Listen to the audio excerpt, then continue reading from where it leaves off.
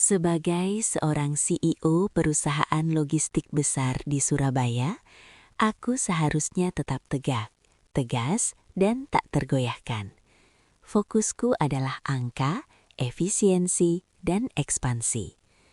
Tapi pagi itu, di balik kemegahan lobi kaca apartemenku, ada sesuatu yang retak dalam pertahananku. Kenapa tatapan mata pria itu, pria yang seharusnya hanya menjadi bawahanku, bisa terus mengusik pikiranku? Ada rasa takut yang samar, rasa aneh yang sudah lama aku kubur. Kenapa ya hatiku jadi begini sekarang? Halo sahabat setiaku semuanya, siapkan hati Anda untuk masuk ke dalam labirin emosi ini. Jangan lupa subscribe dan like ya. Sebelum kita bedah bab pertama ini, silakan absen dulu. Sahabat setiaku dari kota mana saja? Inilah bab awal dari kisah Bu Elena dan Arya. Mari kita mulai. Surabaya pagi itu masih diselimuti sisa embun, meski hawa panas khas kota pelabuhan sudah mulai mengintip dari balik gedung-gedung tinggi. Di lantai teratas sebuah apartemen mewah di kawasan pusat kota, Bu Elena berdiri di depan cermin besar. Umurnya 46 tahun, namun waktu seolah bersekutu dengannya. Wajahnya cantik dengan kecantikan yang matang, namun garis-garis di sudut matanya menunjukkan ketegasan yang mutlak. Dia adalah direktur utama perusahaan logistik yang menguasai jalur timur Indonesia. Orang-orang di kantor menjulukinya Iron Lady dari Surabaya. Dia galak, disiplin, dan tidak punya waktu untuk basa-basi. Baginya, 1 menit keterlambatan adalah dosa besar. Langkah kakinya yang dibalut sepatu hak tinggi stiletto hitam selalu berbunyi tak, tak, tak dengan ritme cepat di koridor kantor. Sebuah irama yang membuat para stafnya segera menunduk dan pura-pura sibuk. Sejak berpisah dengan suaminya 2 tahun lalu, Elena membangun benteng tinggi di sekeliling hatinya. Anak-anaknya kuliah di London dan Singapura. Di rumah, dia hanya ditemani kesundian yang mewah dan seorang asisten rumah tangga yang jarang bicara. Pagi itu, suasana hatinya sedikit terusik. Pak Man, sopir pribadinya yang sudah mengabdi belasan tahun, terpaksa dipindahkan karena kondisi kesehatan yang memburuk. Perusahaan mengirimkan penggantinya hari ini. Elena paling benci beradaptasi dengan orang baru. Baginya, orang baru berarti resiko. Resiko tidak disiplin, resiko banyak bicara, atau resiko tidak tahu jalan. Jam 7:45, gumam Elena sambil melirik jam tangan Rolexnya. Dia punya waktu 5 menit sebelum aku keluar. Elena menyambar tas kulitnya, memastikan sanggul rambutnya masih rapi tanpa ada sehelai pun yang mencuat, lalu melangkah keluar. Pintu lift terbuka di lobi utama yang berlapis marmer mengkilap.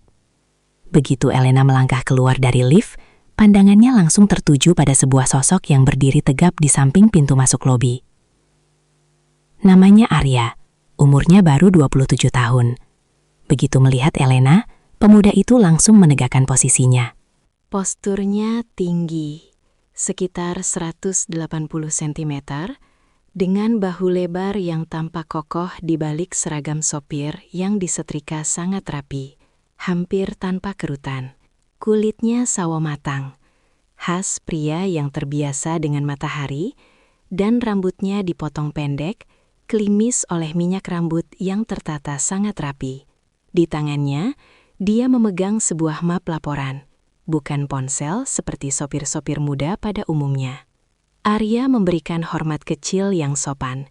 Lalu dengan gerakan yang sangat cekatan namun tenang, dia melangkah mendahului Elena untuk membuka pintu mobil sedan mewah berwarna hitam yang sudah terparkir tepat di depan pintu lobi.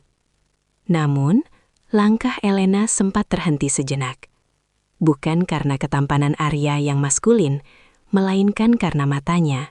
Saat Arya membukakan pintu, pandangan mereka bertemu selama 2 detik yang terasa sangat panjang.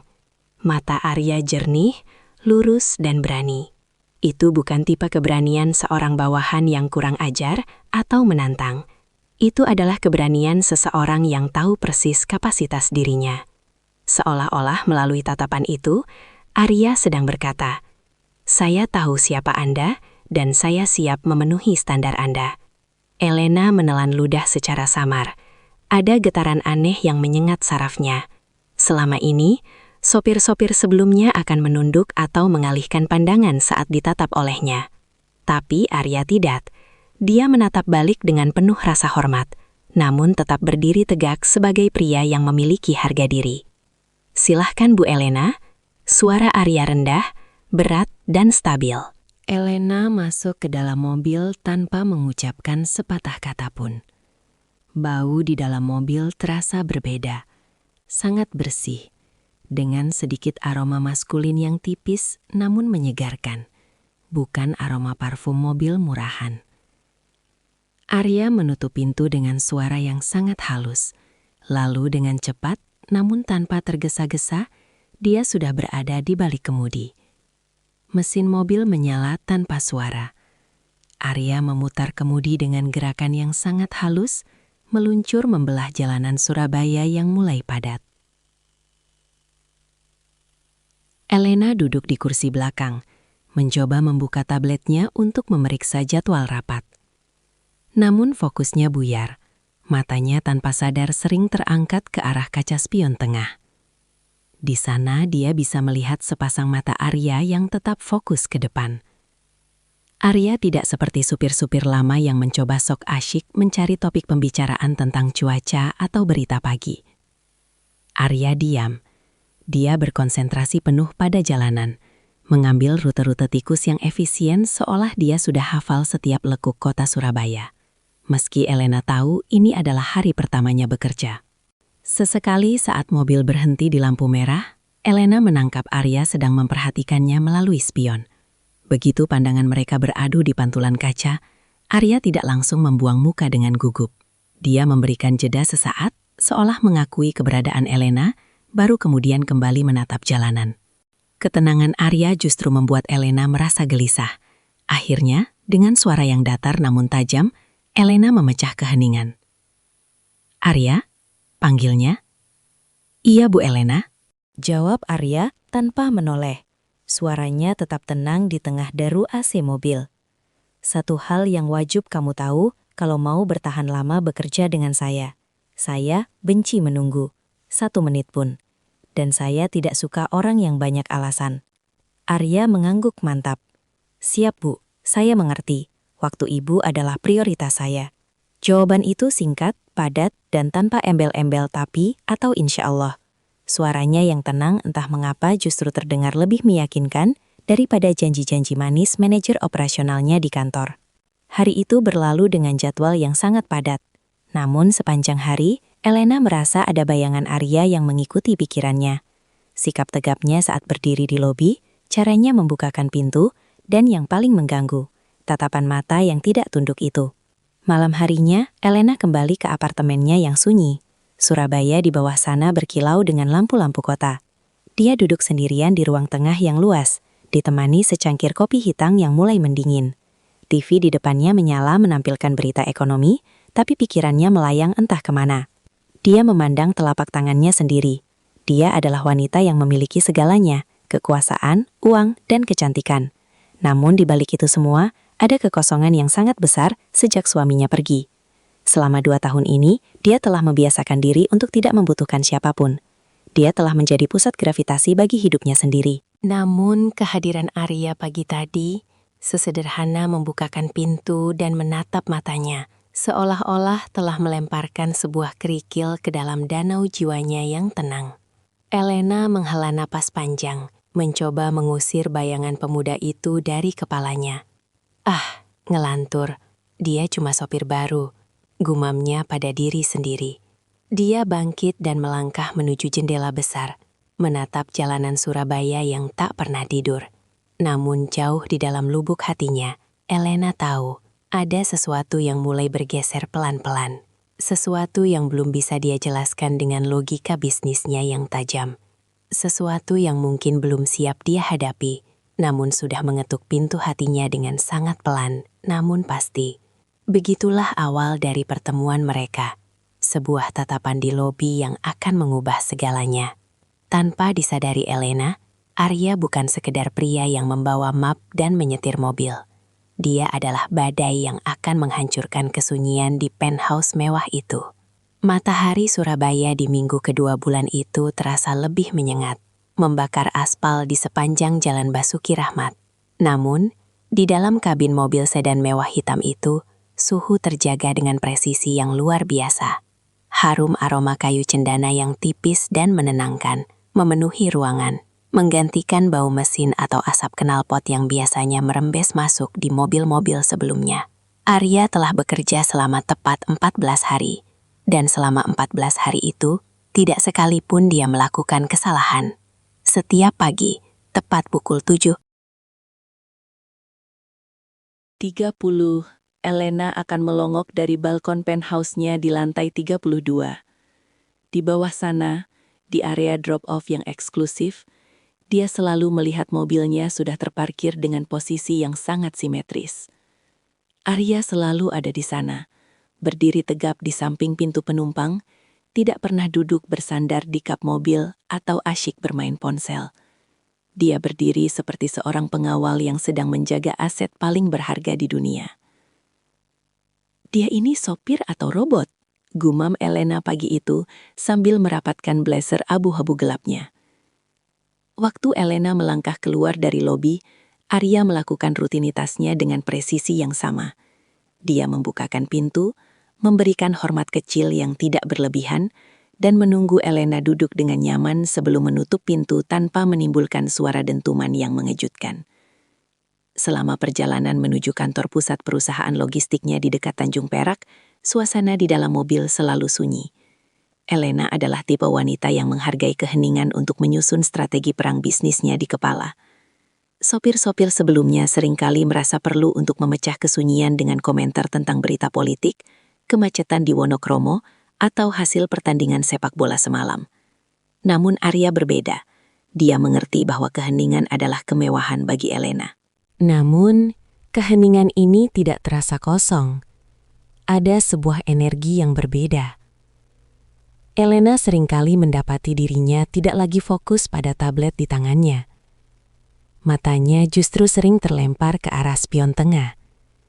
Di sana, dia melihat mata Arya. Mata yang selalu terjaga, waspada, namun tetap tenang. Terkadang mata itu akan bertemu dengan mata Elena di pantulan cermin. Arya tidak akan buru-buru membuang pandang seperti pencuri yang tertangkap basah. Dia akan menatap balik selama setengah detik, memberikan sebuah pengakuan keberadaan yang sopan, lalu kembali fokus ke jalanan. Arya panggil Elena suatu pagi, memecah kesunyian yang sudah berlangsung selama 20 menit. "Iya, Bu Elena. Kamu selalu datang 15 menit lebih awal. Saya perhatikan dari atas. Kenapa? Saya hanya membayar kamu untuk mulai jam 8. Arya mengatur kemudi dengan satu tangan saat berpindah jalur dengan sangat halus. "Bagi saya, Bu, jam 8 adalah waktu untuk mulai bergerak, bukan waktu untuk baru sampai. 15 menit itu adalah waktu saya untuk memastikan mobil ini layak untuk Ibu tempati. Suhu yang pas, kebersihan, dan kesiapan mesin." Elena terdiam. Jawaban itu terlalu sempurna. Dia mencoba mencari celah untuk memberikan kritik, namun tidak menemukannya. "Apa kamu pernah di militer?" Arya tersenyum tipis, senyuman pertama yang Elena lihat, meski hanya melalui spion. "Hanya pelatihan singkat di masa muda, Bu. Disiplin adalah satu-satunya hal yang saya miliki untuk bisa bertahan di kota besar ini." Elena mengangguk pelan. Dia mulai menyadari bahwa Arya bukan hanya sekedar pekerja. Dia adalah seorang pengamat. Pernah suatu sore, Surabaya dilanda panas yang luar biasa. Suhu udara mencapai 38 derajat Celcius. Elena baru saja keluar dari rapat yang melelahkan dengan serikat buruh di pelabuhan. Wajahnya merah padam, keringat tipis muncul di pelipisnya, dan kepalanya berdenyut karena emosi yang tertahan. Begitu dia masuk ke dalam mobil, dia langsung merasakan embusan udara dingin yang sangat pas. Bukan dingin yang menusuk, tapi dingin yang menyegarkan. Tanpa diminta, Arya menyerahkan sebuah botol air mineral yang masih dingin. Namun bagian luarnya sudah dilap dengan handuk kertas agar tidak membasahi tangan Elena. Suhu AC sudah saya turunkan 2 derajat sejak saya melihat ibu keluar dari lobi, Bu. Silahkan minumannya, ucap Arya tenang. Elena menerima botol itu, tertegun. Arya bahkan memperhatikan bahasa tubuhnya dari kejauhan. Perhatian-perhatian kecil seperti ini mulai membuat dinding pertahanan Elena terasa goyah. Bukan karena dia jatuh cinta, setidaknya belum, tapi karena dia merasa dilihat. Selama bertahun-tahun, sejak suaminya lebih sibuk dengan dunianya sendiri hingga mereka bercerai, Elena terbiasa mengurus segalanya sendiri. Dia adalah pemimpin, dia adalah pelindung bagi anak-anaknya, dia adalah sandaran bagi ribuan karyawannya. Namun di dalam mobil ini, untuk pertama kalinya setelah sekian lama, Elena merasa ada seseorang yang sedang menjaganya. Terima kasih Arya, kamu sangat teliti, ucap Elena tulus. Itu tugas saya, Bu Elena, memastikan ibu tetap tenang agar bisa mengambil keputusan besar bagi perusahaan. Jawab Arya dengan nada yang sangat profesional, namun ada kehangatan yang tersirat di sana.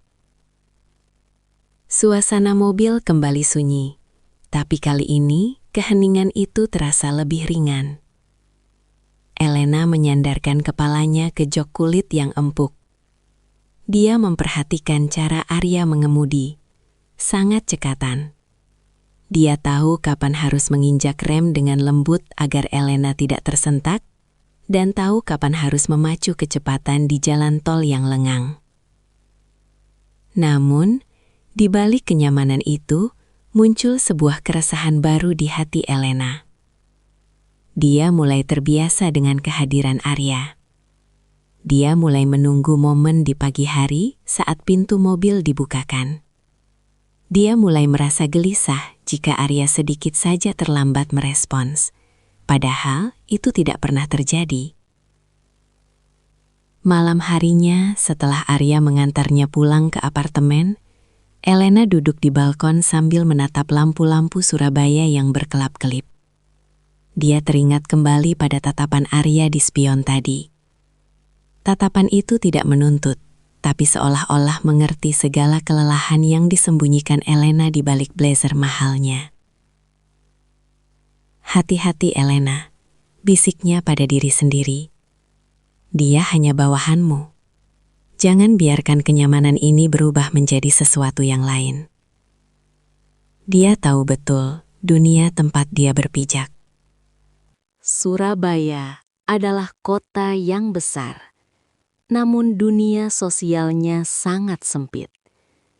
Seorang CEO wanita yang baru bercerai kedapatan terlalu akrab dengan sopir pribadinya yang masih muda. Itu adalah resep sempurna untuk sebuah skandal yang bisa menghancurkan reputasinya yang dia bangun dengan darah dan air mata selama puluhan tahun. Elena memejamkan mata, menghirup udara malam yang lembab. Namun, bayangan Arya, tegap, diam, dan penuh perhatian tetap ada di sana, menolak untuk pergi.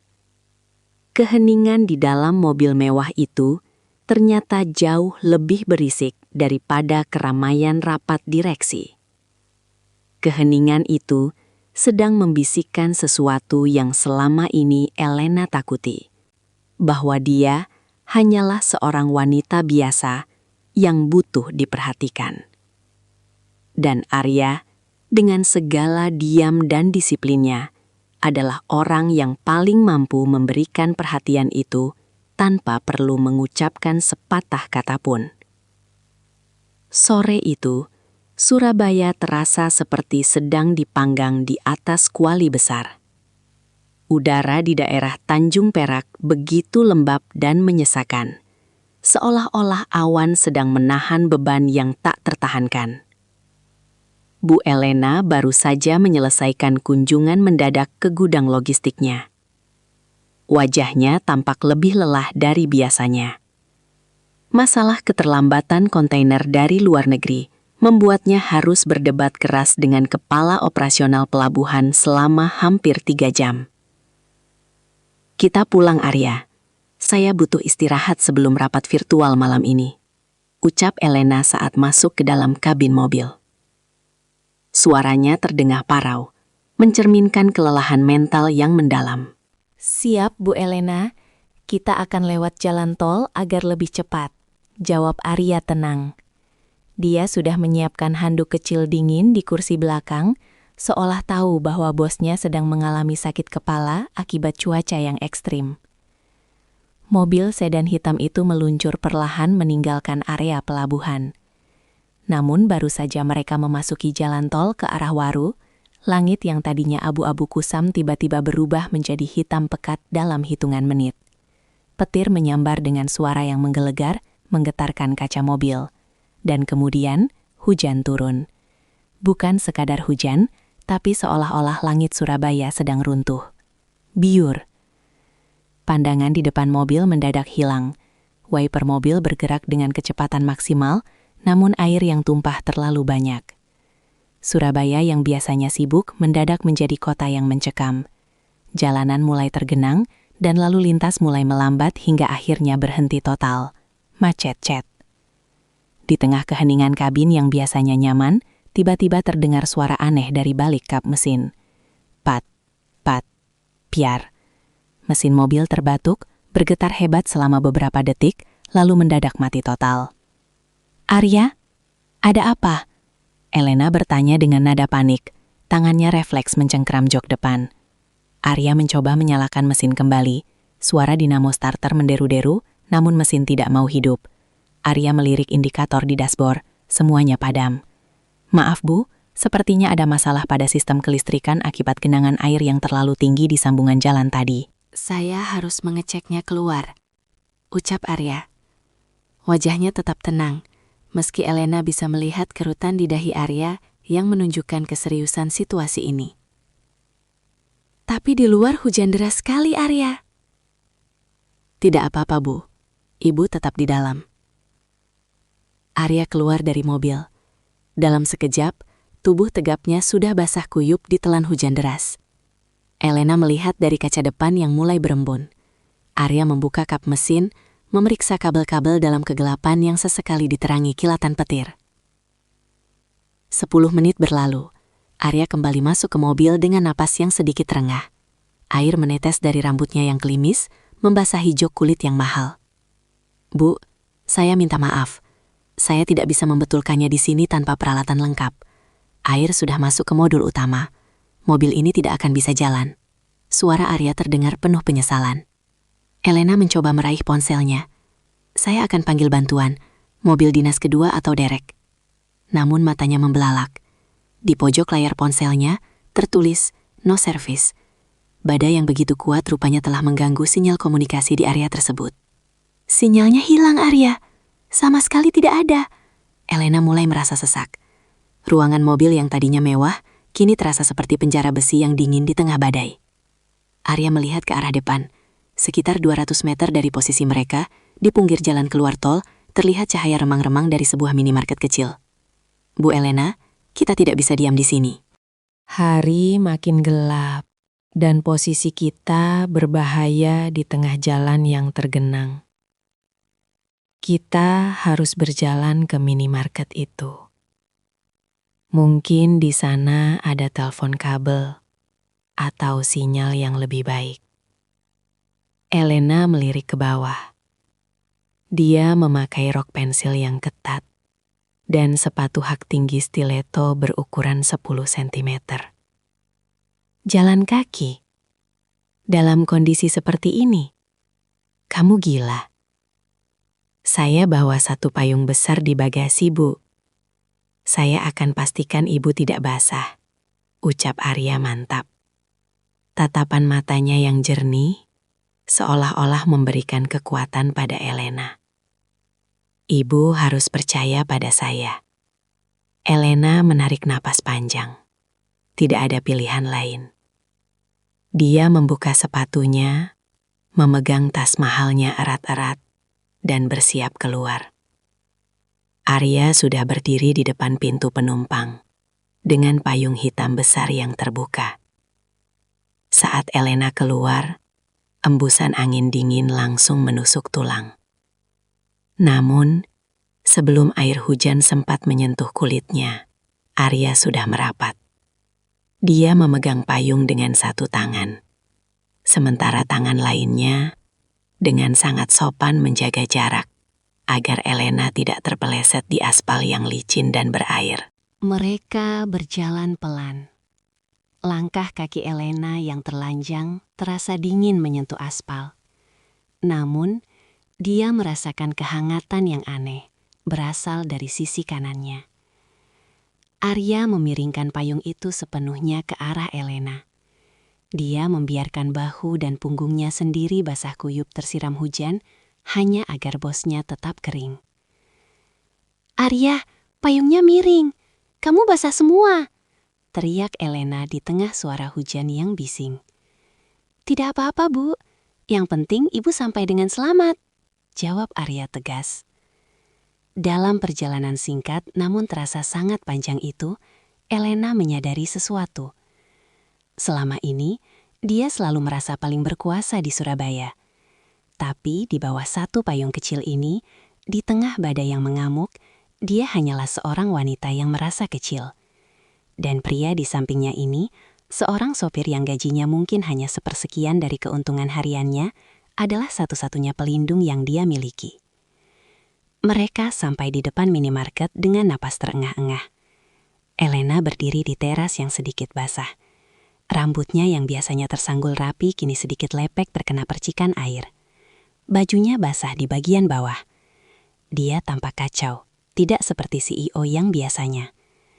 Arya segera menutup payung dan mengibaskannya. Dia melihat kondisi Elena.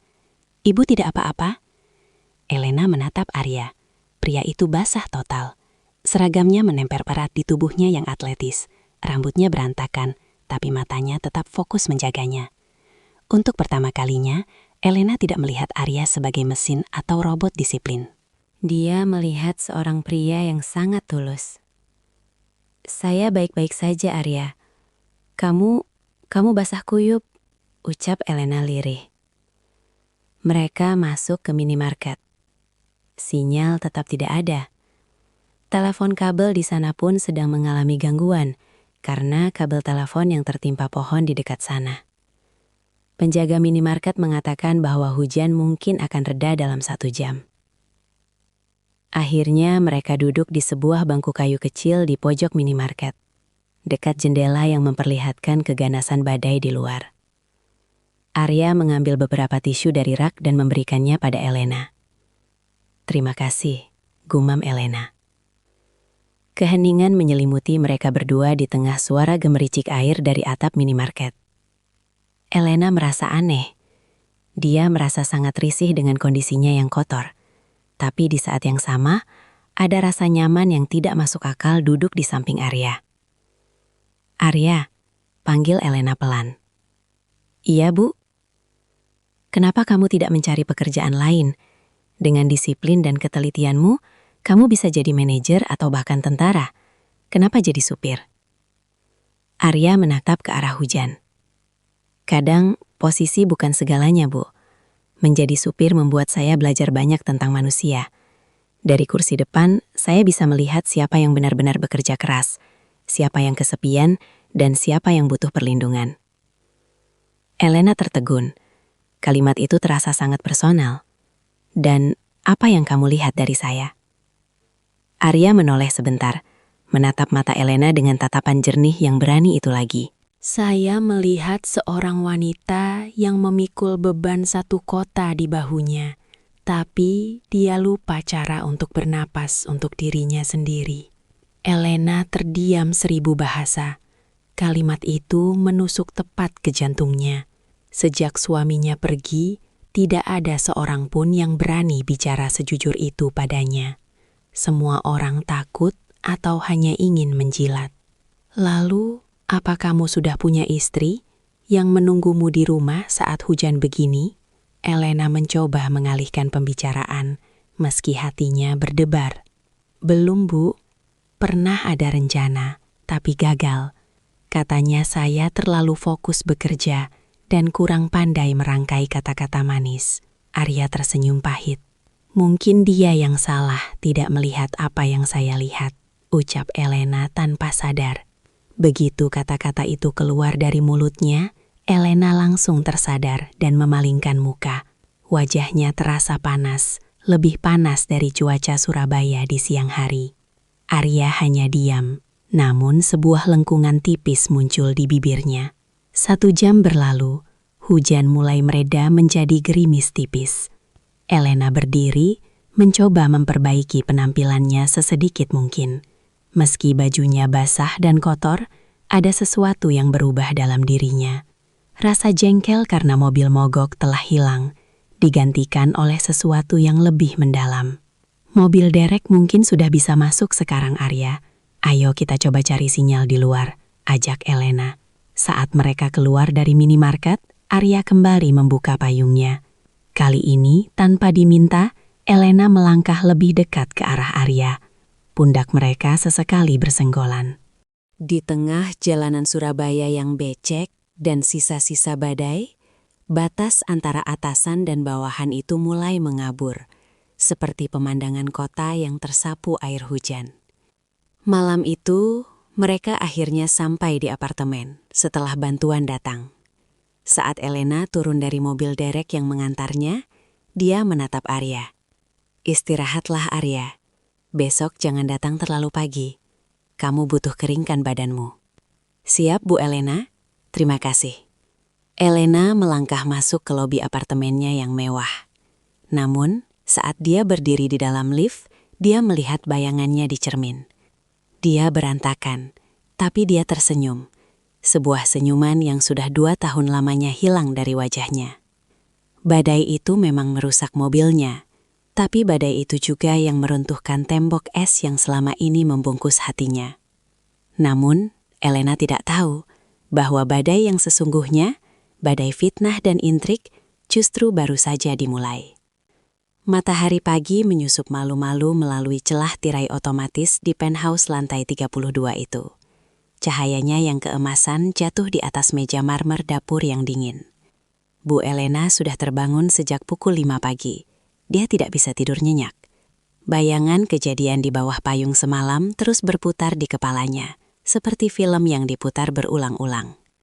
Dia bangkit dari tempat tidur king size yang terasa terlalu luas untuknya sendiri, lalu melangkah ke dapur. Biasanya, Mbak Siti, asisten rumah tangganya, akan datang pada pukul 7 untuk menyiapkan sarapan sereal atau roti panggang.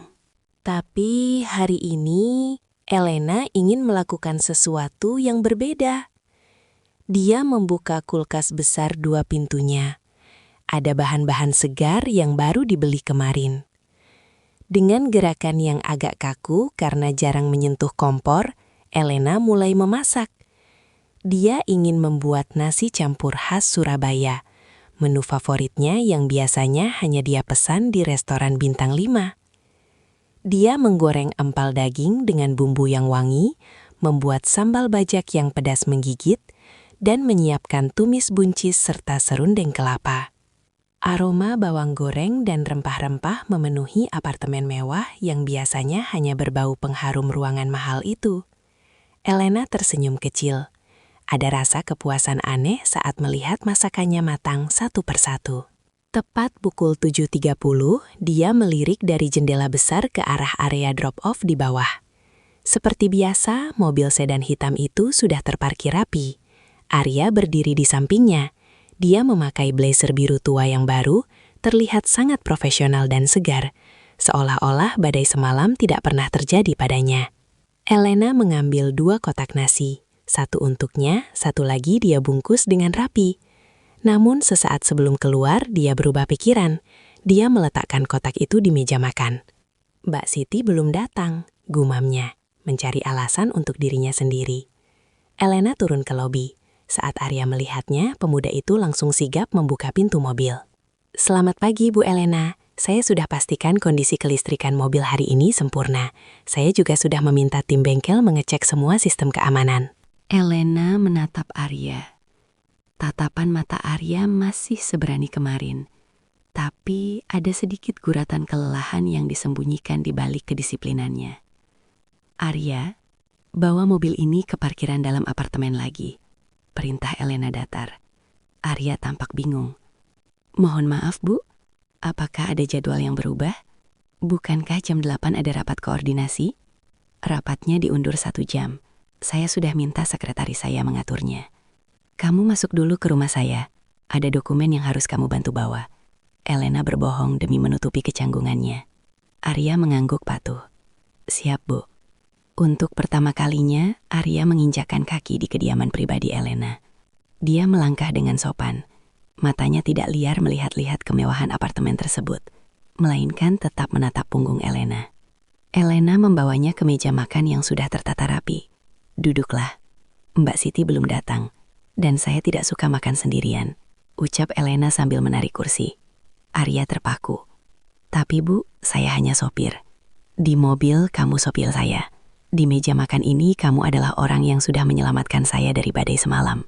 Anggap saja ini ucapan terima kasih karena sudah kehujanan demi saya." Elena menatap Arya tajam. Sebuah tatapan Iron Lady yang tidak bisa dibantah. Arya akhirnya duduk dengan canggung. Elena menyodorkan sepiring nasi campur yang masih hangat. Arya mencicipi suapan pertama. Matanya membelalak sedikit. "Bagaimana?" tanya Elena. Hatinya berdebar menunggu jawaban seperti anak kecil yang sedang ujian sekolah. Ini enak sekali, Bu. Rasanya seperti masakan rumah yang sungguhan. Sambalnya pas."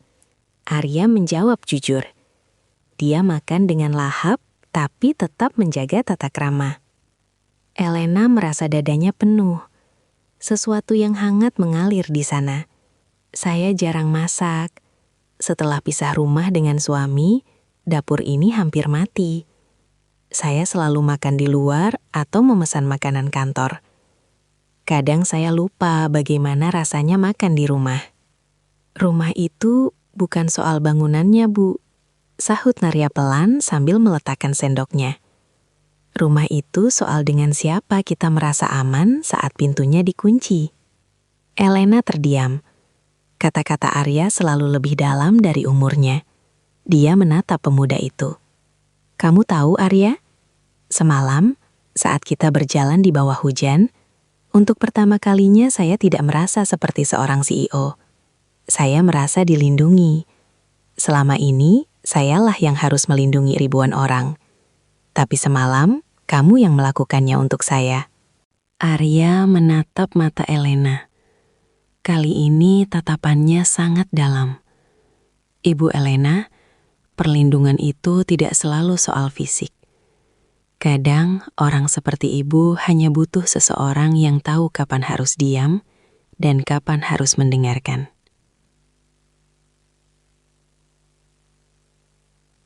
Suasana di apartemen itu mendadak menjadi sangat intim.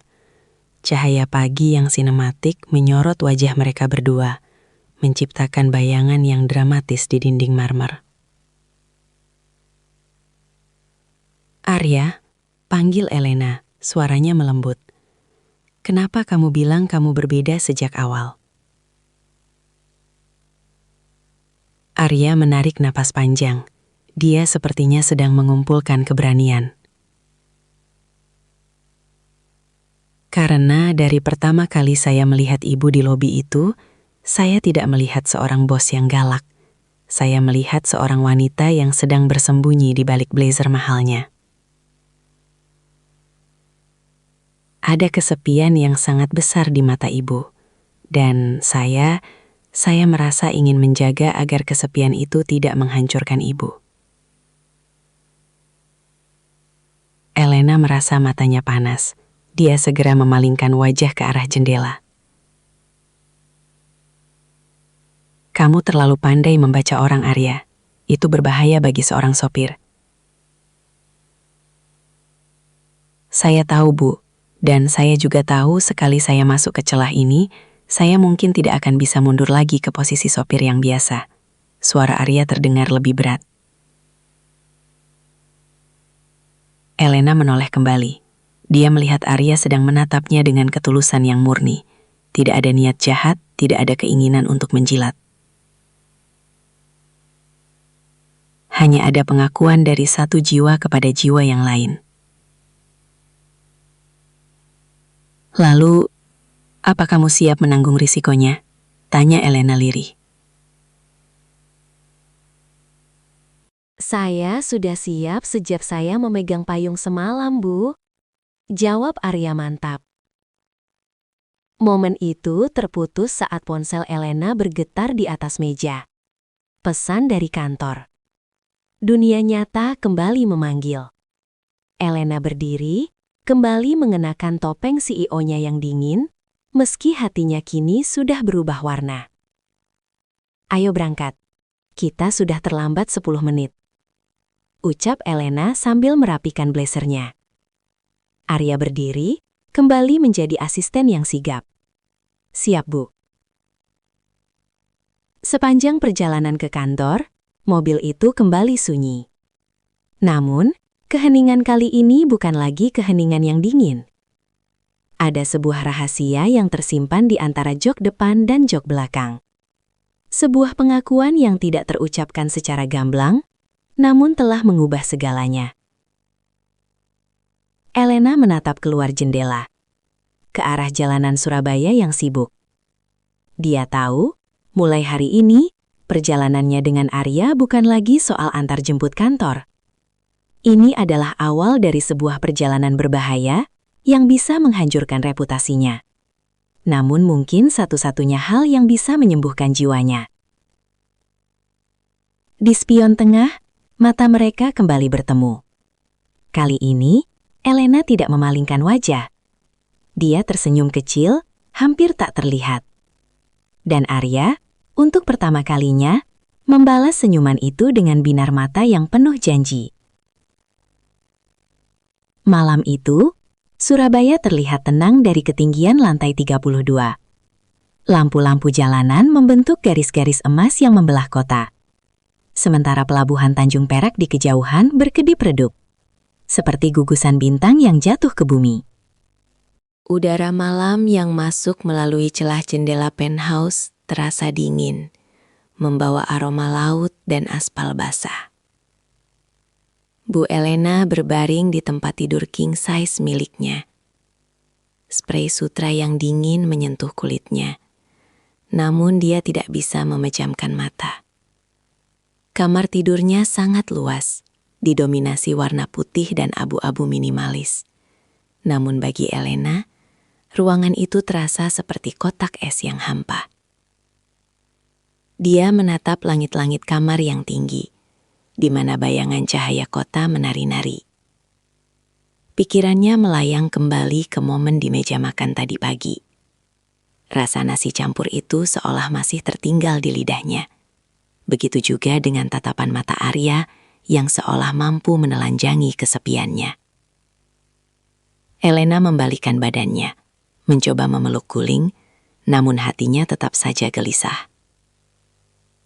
Dia meraih ponselnya yang tergeletak di nakas marmer.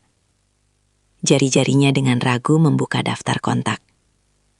Di sana, di antara nama-nama menteri, pengusaha, dan kolega penting, ada satu nama yang baru tersimpan. Arya. Elena menatap layar itu lama. Logikanya berteriak. Elena, apa yang kau lakukan? Ini sudah hampir tengah malam. Kamu adalah atasannya. Namun hatinya berbisik jauh lebih keras. Kamu hanya butuh seseorang yang benar-benar mendengarmu, bukan sebagai CEO, tapi sebagai manusia. Sementara itu, di sebuah sudut kota Surabaya yang jauh lebih sederhana, di sebuah rumah kontrakan kecil di kawasan padat penduduk, Arya juga sedang terjaga. Ruangannya sempit, hanya ada satu tempat tidur, sebuah lemari kayu tua, dan sebuah kipas angin yang berputar dengan suara menderit pelan. Arya sedang duduk di lantai beralaskan tikar, menyandar ke dinding yang catnya sudah sedikit mengelupas. Di depannya, sepasang sepatu dinas hitam miliknya sudah bersih mengkilap. Dia sedang membersihkannya dengan kain lembut dan sedikit semir. Sebuah ritual disiplin yang selalu dia lakukan sebelum tidur. Televisi kecil di sudut ruangan menyala dengan volume sangat rendah, menampilkan siaran berita malam yang tidak benar-benar dia tonton. Pikirannya sedang berada di lantai 32 apartemen mewah itu. Dia membayangkan Bu Elena, wanita yang selama 2 minggu ini telah menjungkir balikan dunianya.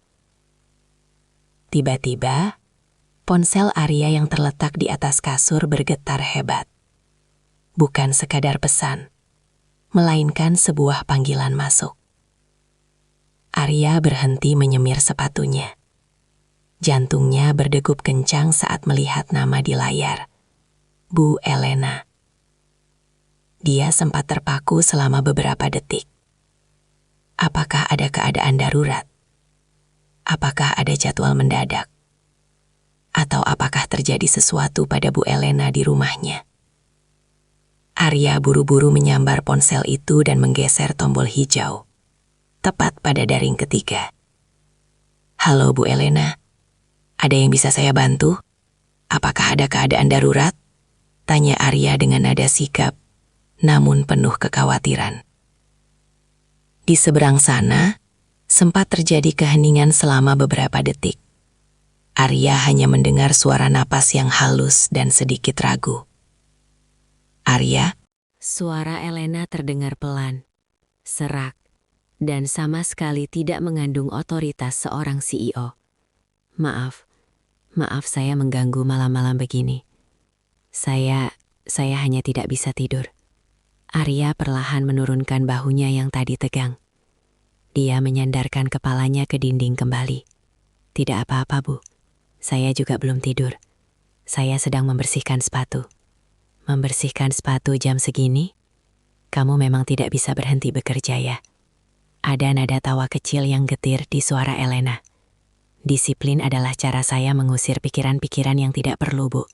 Jawab Arya tulus. Ada apa, Bu? Apa yang membuat Ibu terjaga? Elena menghela napas panjang melalui telepon. Arya bisa membayangkan wanita itu sedang menatap keluar jendela besarnya. Udara malam ini terasa pengap, padahal AC saya menyala. Suara jangkrik di bawah sana terdengar terlalu berisik, padahal saya di lantai 32. Aneh ya, kadang hal-hal kecil terasa sangat mengganggu saat hati kita tidak tenang. Elena mulai bercerita. Awalnya tentang mimpi aneh yang membangunkannya, lalu merembet ke hal-hal yang lebih dalam. Dia bercerita tentang bagaimana dia sering terbangun di tengah malam dan merasa takut akan hari esok. Dia takut bahwa kekuasaan yang dia miliki hanyalah ilusi yang bisa hancur kapan saja. Dia bercerita tentang kerinduannya pada suara tawa anak-anaknya, yang kini hanya bisa dia dengar melalui panggilan video singkat sekali seminggu. Arya mendengarkan dengan hikmat. Dia tidak memotong, tidak mencoba memberikan solusi bisnis atau memberikan nasihat moral. Dia hanya memberikan kehadirannya melalui suara. Saya kayak ibu-ibu kesepian ya Arya, menelepon sopirnya tengah malam hanya untuk mengeluh soal suara jangkrik. Ucap Elena tiba-tiba, suaranya terdengar malu dan sedikit menyesal. Bukan, Bu. Ibu bukan kesepian yang menyedihkan. Arya menjawab dengan suara rendah yang menenangkan. Ibu hanya sedang menjadi manusia. Selama ini ibu dipaksa menjadi pilar yang tidak boleh retak. Tapi pilar pun butuh tanah tempat ia berpijak. Malam ini anggaplah saya tanah itu. Ibu boleh tumpahkan semua beban itu. Elena terdiam. Di dalam kamarnya yang dingin, dia merasa seolah-olah Arya sedang berdiri di sampingnya. Kata-kata pemuda itu memiliki kekuatan yang lebih besar daripada semua pujian yang pernah dia terima dari para kolega bisnisnya. Terima kasih Arya, bisik Elena. Kamu tahu, selama 2 tahun setelah perpisahan saya pikir saya sudah kuat. Saya pikir saya sudah terbiasa dengan kesunyian ini. Tapi ternyata, kesunyian itu seperti air yang merembes. Pelan, tapi tiba-tiba kita sudah tenggelam. Lalu, apa yang ibu lakukan saat merasa tenggelam? Tanya Arya lembut. Meneleponmu, jawab Elena jujur. Keheningan yang manis menyelimuti percakapan itu selama beberapa saat. Tidak ada kecanggungan, hanya ada sebuah koneksi yang melampaui batas jabatan. Jam di dinding Arya menunjukkan bahwa mereka sudah berbicara selama 13 menit. Arya, terima kasih. Saya merasa lebih tenang sekarang. Maaf sudah menyita waktumu. Sama sekali tidak, Bu. Kapanpun ibu butuh seseorang untuk mendengar, ibu tidak perlu ragu. Saya tidak akan menilai. Saya hanya akan mendengar. Siap, Bu. Tinggal telepon saja. Ucap Arya dengan nada yang kembali profesional, namun tetap hangat. Selamat istirahat, Arya. Besok pagi, jangan lupa parfum cendana di mobil. Saya suka aromanya. Siap, Bu Elena. Selamat tidur. Klik. Panggilan berakhir. Elena meletakkan ponselnya di dada. Dia memejamkan mata. Dan kali ini, rasa kantuk yang damai mulai menyelimutinya.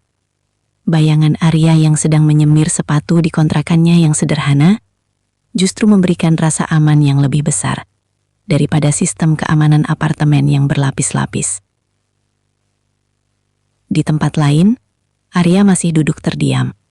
Dia menatap ponselnya, lalu menaruhnya di atas dada, tepat di posisi jantungnya yang masih berdegup kencang. Dia tahu, telepon 13 menit itu telah mengubah segalanya. Batas itu bukan lagi sekadar kabur, tapi sudah runtuh. Dia tahu resiko yang mengintai. Di Surabaya, tembok punya telinga, dan angin punya mata. Jika ada yang tahu sang Iron Lady menelepon asisten mudanya tengah malam hanya untuk berkeluh kesah, karier Bu Elena bisa hancur dalam semalam. Namun, saat ini Arya tidak peduli. Dia hanya ingin menjadi orang yang memastikan wanita itu bisa tidur dengan nyenyak. Malam itu, di bawah langit Surabaya yang sama, 2 jiwa yang berbeda kasta itu akhirnya terlelap dengan perasaan yang sama. Sebuah harapan baru yang mulai tumbuh di antara keheningan malam. Pagi itu, suasana di penthouse lantai 32 terasa berbeda. Sisa-sisa kehangatan dari telepon tengah malam itu masih membekas di wajah Bu Elena. Dia bangun dengan perasaan yang lebih ringan, seolah-olah beban ribuan kontainer di pelabuhan telah terangkat dari pundaknya. Untuk pertama kalinya dalam 2 tahun, dia memilih mengenakan blazer berwarna merah marun yang berani, bukan warna hitam atau abu-abu yang biasanya menjadi perisainya. Di dapur, Mbak Siti, asisten rumah tangga yang sudah bekerja selama 5 tahun, sedang sibuk mengulek sambal. Mbak Siti adalah tipe wanita paruh baya yang tenang, teliti, dan biasanya sangat patuh. Namun, Mbak Siti memiliki satu kelebihan, yang juga menjadi kekurangan bagi Elena.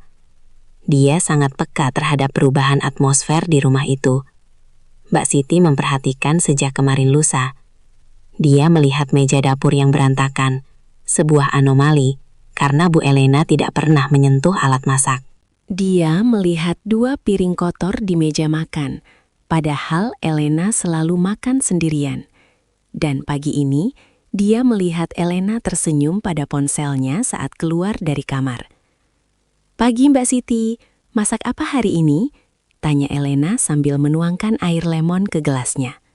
Suaranya terdengar ceria, sebuah nada yang asing di telinga Mbak Siti.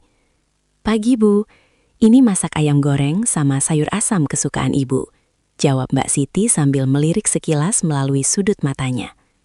"Ibu kelihatannya segar sekali hari ini. Ada berita baik dari anak-anak di luar negeri." Elena tertegun sejenak. Dia segera merapikan ekspresinya. Ah, tidak, hanya tidur nyenyak saja semalam. Tepat pukul 07.45, interkom berbunyi. Itu adalah tanda bahwa Arya sudah berada di bawah. Namun hari ini, Elena melakukan sesuatu yang melanggar protokolnya sendiri selama bertahun-tahun. Mbak Siti, tolong hubungi lobi. Minta Arya naik ke atas. Bilang saya ada beberapa berkas berat yang harus dia bantu bawa dari ruang kerja. Perintah Elena. Mbak Siti menghentikan ulekannya. Naik ke atas, Bu? Biasanya ibu yang turun atau berkasnya saya yang bawakan ke depan lift? Elena menatap Mbak Siti dengan tatapan tajam yang sedikit dipaksakan. Arya masih muda dan kuat, Mbak. Lagi pula saya harus memberikan instruksi langsung soal jadwal hari ini. Panggil saja dia. Mbak Siti mengangguk pelan, meski dalam hatinya mulai tumbuh ribuan pertanyaan. Dia menekan tombol interkom dan meminta Arya naik. Beberapa menit kemudian, pintu lift pribadi terbuka. Arya melangkah masuk dengan langkah tegap. Dia mengenakan seragam yang sangat rapi. Wangi parfum cendana langsung memenuhi ruangan. Dia berhenti tepat di batas ruang tamu dan memberikan hormat. Selamat pagi, Bu Elena. Saya sudah datang, ucap Arya. Suaranya rendah dan stabil, namun ada sekilas binar di matanya saat melihat Elena berdiri di sana. Masuklah Arya, berkasnya ada di dalam ruang kerja, ucap Elena sambil berjalan mendahuluinya. Saat mereka melewati dapur, Arya sempat mengangguk sopan kepada Mbak Siti. Mbak Siti membalas dengan senyuman yang dipaksakan. Namun matanya terus mengikuti gerak-gerik Arya. Dia memperhatikan bagaimana cara Arya berdiri. Tidak terlalu jauh, tapi juga tidak terlalu dekat dengan Elena.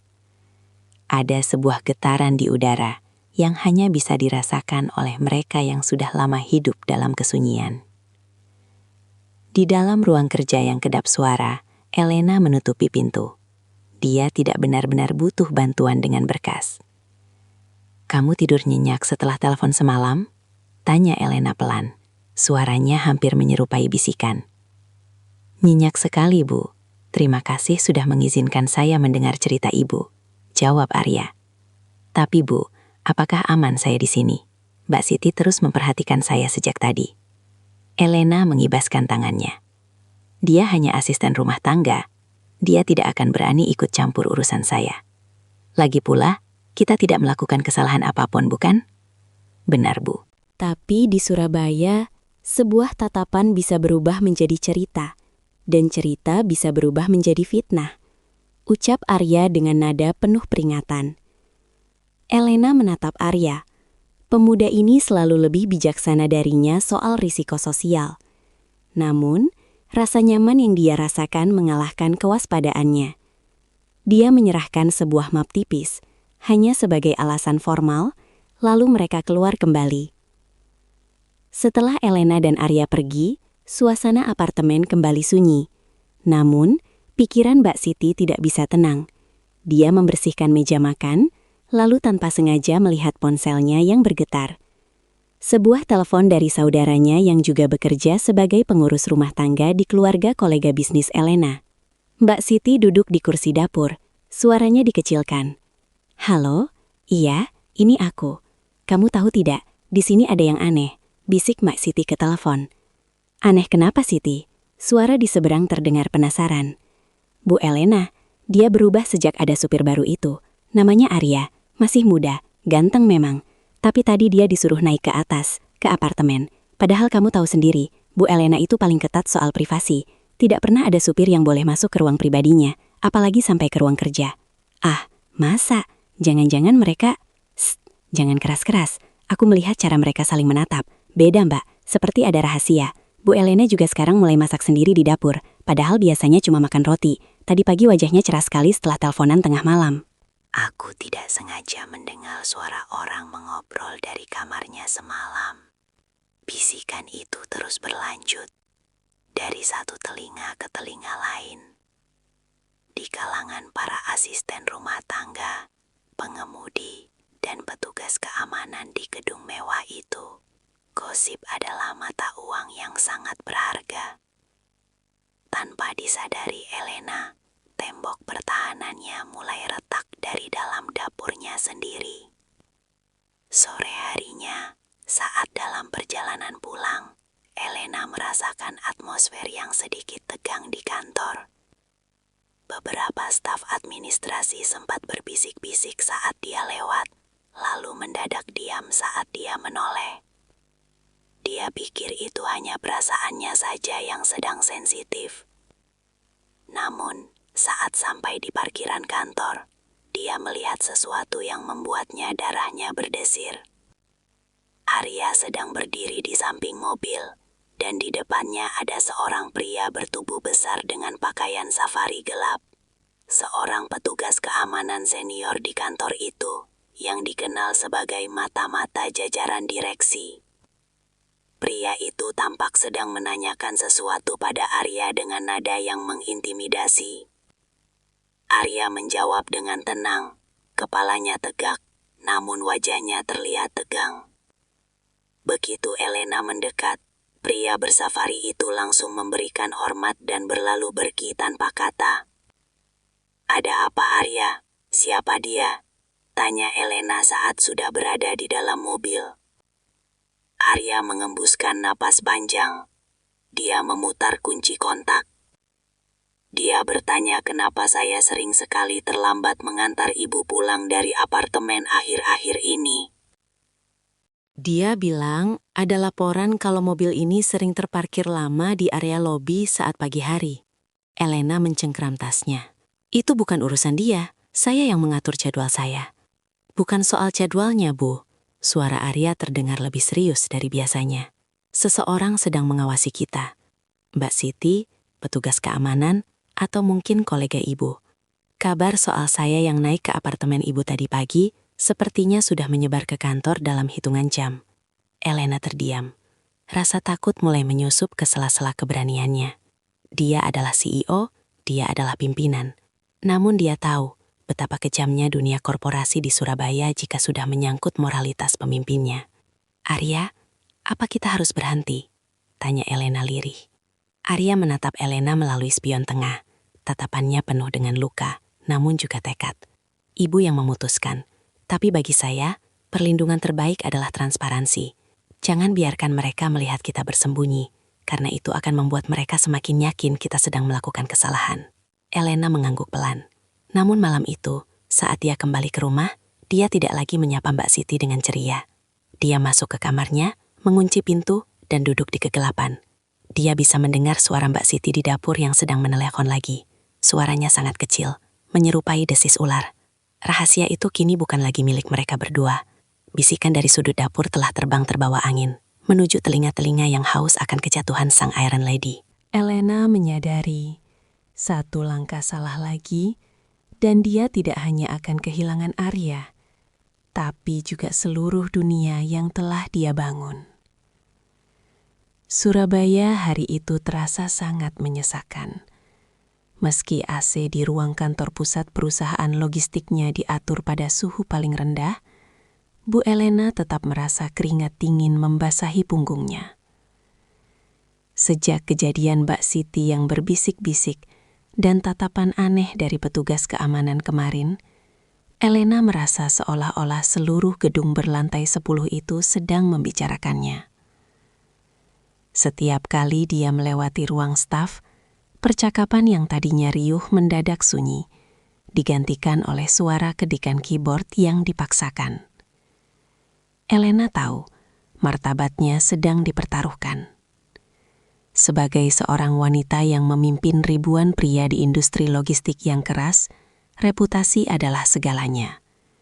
Sekali saja isu moralitas menyentuh namanya, para pesaing bisnis akan menerkamnya seperti hiu yang mencium bau darah. Elena duduk di kursi kebesarannya, menatap tumpukan berkas yang harus ditandatangani. Namun fokusnya terganggu oleh sebuah amplop putih polos yang terletak di atas meja kerjanya. Tidak ada nama pengirim, tidak ada cap pos. Hanya ada tulisan untuk Ibu CEO di bagian depan, ditulis dengan huruf cetak yang kaku. Dengan tangan sedikit gemetar, Elena mengambil cutter perak dan membuka amplop itu. Di dalamnya hanya ada selembar kertas HVS putih. Tanpa basa-basi, sebuah pesan tertulis di sana. Singkat namun mematikan. Jangan terlalu dekat dengan sopir itu. Kursi direkturmu terlalu tinggi untuk jatuh hanya karena seorang anak muda.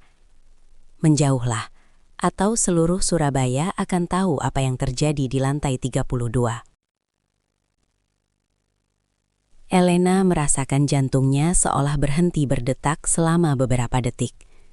Dunia di sekelilingnya mendadak berputar. Ancaman itu nyata. Seseorang tidak hanya tahu tentang kedekatan mereka, tapi juga tahu detail tentang tempat tinggal pribadinya. Siapa? Siapa yang bisa masuk ke ruang kerjanya dan meletakkan surat ini? Sekretarisnya? Petugas kebersihan?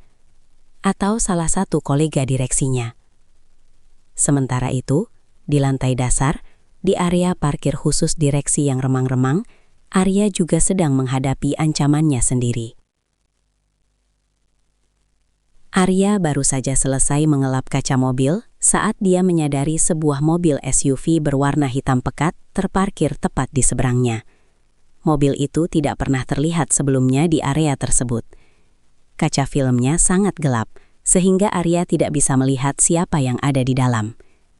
Tiba-tiba, pintu mobil SUV itu terbuka. Seorang pria bertubuh besar dengan wajah dingin dan potongan rambut militer keluar. Dia tidak memakai seragam perusahaan. Pria itu berjalan perlahan menuju Arya, tangannya disilangkan di depan dada. "Kau Arya?" tanya pria itu dengan suara berat yang mengandung ancaman. Arya menegakkan punggungnya, menatap pria itu dengan pandangan jernihnya yang biasa. "Benar? Ada perlu apa?" Pria itu mendekat hingga jarak mereka hanya sejengkal. Aroma rokok dan keringat yang tajam menusuk hidung Arya. "Dengar baik-baik anak muda. Surabaya ini kota yang keras. Orang sepertimu harusnya tahu tempat. Menjadi sopir itu tugasnya menyetir, bukan mencuri perhatian majikan." Arya tetap tenang, meski otot-otot lengannya menegang. "Saya hanya menjalankan tugas saya secara profesional." Pria itu tertawa sinis, sebuah suara yang terdengar seperti gesekan amplas. "Profesional? Apa masuk ke apartemen pribadi dan teleponan tengah malam itu bagian dari kontrak kerjamu? Jaga jarakmu, atau kau akan berakhir di pelabuhan dengan kaki terikat semen. Ini bukan peringatan pertama, tapi ini peringatan terakhir." Pria itu kemudian menepuk bahu Arya dengan keras, sebuah tepukan yang lebih menyerupai ancaman fisik, lalu kembali ke mobilnya dan melesat pergi, meninggalkan debu yang berterbangan di parkiran yang sunyi. Arya terpaku. Dia tidak takut akan nyawanya, tapi dia takut akan apa yang bisa terjadi pada Bu Elena. Dia menyadari bahwa pengirim surat kaleng dan pria di parkiran ini berada di bawah perintah yang sama. Seseorang yang sangat kuat, seseorang yang ingin mengendalikan hidup Elena. Sore harinya, saat perjalanan pulang, suasana di dalam mobil terasa lebih tegang daripada badai. Elena duduk di belakang dengan wajah pucat, tangannya terus meremas tas kulitnya. "Arya." Panggil Elena lirih. "Iya, Bu. Tadi ada surat di meja saya. Seseorang mengancam akan membongkar rahasia kita ke publik." Suara Elena bergetar. Dia menyerahkan kertas itu ke depan. Arya melirik kertas itu sekilas saat mobil berhenti di lampu merah. Dia mengembuskan napas panjang. "Tadi di parkiran ada pria yang mendatangi saya juga, Bu. Dia mengancam akan mencelakai saya jika saya tidak menjauh dari Ibu." Elena menutup mulutnya dengan tangan. "Ya Tuhan. Arya, maafkan saya. Saya tidak menyangka akan sejauh ini. Ini semua salah saya karena terlalu lemah dan egois." Arya menatap Elena melalui spion tengah. Matanya yang jernih tetap memancarkan ketenangan. Meski kini ada guratan kemarahan yang tertahan. Jangan menyalahkan diri sendiri, Bu. Ini bukan soal Ibu yang lemah. Ini soal mereka yang merasa terancam jika Ibu menemukan kebahagiaan. Mereka ingin Ibu tetap kesepian agar Ibu mudah dikendalikan. Tapi, siapa Arya? Siapa yang begitu tega? Mungkin seseorang yang ingin posisi ibu. Atau mungkin seseorang dari masa lalu ibu yang tidak ingin melihat ibu bangkit. Jawab Arya tenang. Tapi satu hal yang pasti, Bu. Mereka sedang mengawasi kita sekarang. Arya melirik ke arah kaca spion samping. Sebuah motor besar dengan pengendara berhelm gelap telah mengikuti mereka sejak keluar dari kantor. Arya dengan cekatan melakukan beberapa manuver berpindah jalur. Namun motor itu tetap setia menjaga jarak beberapa mobil di belakang. Ibu, pegangan yang kuat, ucap Arya tiba-tiba. Arya menginjak pedal gas lebih dalam. Mobil sedan mewah itu melesat membelah kemacetan Surabaya dengan lincah. Arya bukan lagi sekadar sopir. Dia bergerak seperti seorang pengawal profesional yang sedang melarikan aset berharga dari zona tempur. Dia masuk ke jalan-jalan sempit di daerah pemukiman, berputar-putar, hingga akhirnya berhasil menghilangkan jejak sang penguntit. Sesampainya di lobi apartemen, Elena tidak langsung turun. Dia menatap Arya dengan mata berkaca-kaca. Kita harus berhenti, Arya. Saya tidak mau kamu terluka. Dan saya tidak mau kehilangan semua yang sudah saya bangun. Karier saya, anak-anak saya, mereka segalanya bagi saya. Ucap Elena terseduh. Arya memutar tubuhnya, menatap langsung ke arah Elena tanpa perantara spion. Dia mengambil resiko besar dengan memegang tangan Elena yang sedang gemetar. Bu Elena, jika kita menyerah sekarang, mereka akan menang selamanya.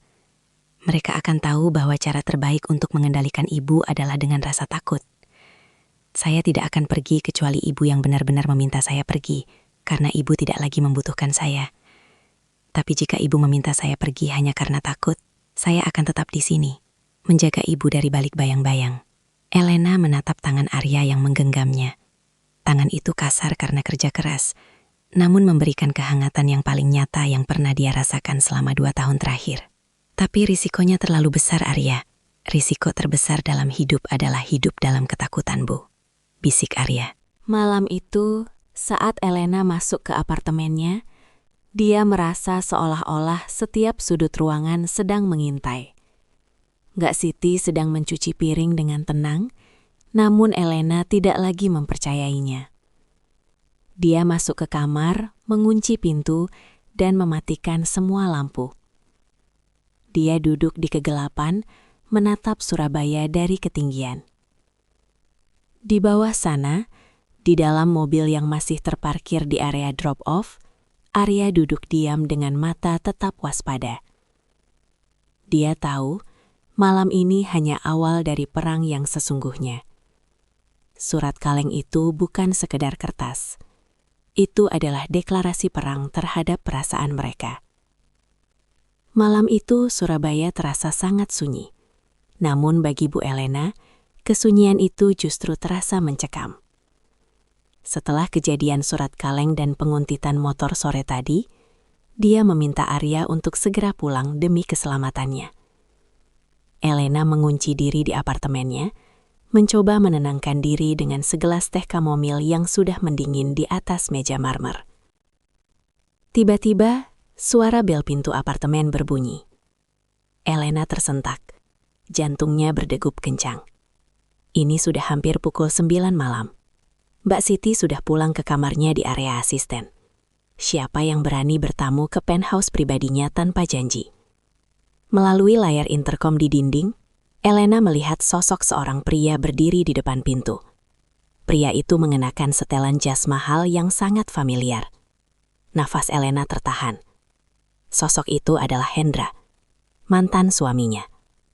Dengan tangan gemetar, Elena membuka pintu. Hendra melangkah masuk tanpa menunggu dipersilahkan. Dia membawa aroma parfum kayu ek yang kuat dan aura dominasi yang selama belasan tahun sempat membuat Elena merasa kecil. Hendra, apa yang kamu lakukan di sini? Kita sudah tidak punya urusan lagi sejak 2 tahun lalu. Ucap Elena, mencoba menguatkan suaranya meski lututnya terasa lemas. Hendra berjalan menuju jendela besar, menatap pemandangan kota Surabaya, seolah dia masih memiliki tempat itu. Dia berbalik dengan senyum sinis yang sangat Elena benci. 2 tahun memang waktu yang cukup lama untuk melupakan martabat ya Elena. Aku datang bukan untuk urusan bisnis. Aku datang untuk urusan nama baik keluarga. Nama baik yang sedang kau seret ke lumpur bersama sopir mudamu itu. Wajah Elena memucat. Apa maksudmu? Kamu tidak punya hak untuk mencampuri hidupku. Hendra melemparkan sebuah amplop coklat besar ke atas meja kopi. Hendra tertawa meremehkan. Di dunia bisnis, hukum adalah milik mereka yang punya bukti. Bayangkan jika foto-foto ini sampai ke meja Dewan Komisaris besok pagi. Bayangkan jika media lokal Surabaya Update mengunggah cerita tentang skandal romantis sang Iron Lady dengan sopir berondong. Karirmu tamat, Elena. Dan anak-anak, mereka akan sangat kecewa padamu. Hendra mendekat. Suaranya merendah menjadi desisan yang mengancam. Pecat dia besok pagi. Kirim dia sejauh mungkin dari kota ini. Jika tidak, aku sendiri yang akan memastikan hidupnya berakhir di dasar Selat Madura. Dan namamu akan hancur selamanya. Elena jatuh terduduk di sofa. Dia merasa dunia seolah runtuh menimpanya. Ancaman Hendra bukan gertakan sambal. Hendra memiliki koneksi yang luas dan kekejaman yang sudah Elena kenal baik selama pernikahan mereka yang beracun. Elena jatuh terduduk di sofa. Dia merasa dunia seolah runtuh menimpanya. Ancaman Hendra bukan gertakan sambal. Hendra memiliki koneksi yang luas dan kekejaman yang sudah Elena kenal baik selama pernikahan mereka yang beracun. Keesokan paginya, suasana di kantor pusat perusahaan logistik itu terasa sangat panas. Kabar burung tentang kedatangan Hendra ke apartemen Elena semalam seolah-olah sudah menyebar secepat kilat melalui bisikan para asisten rumah tangga dan petugas keamanan.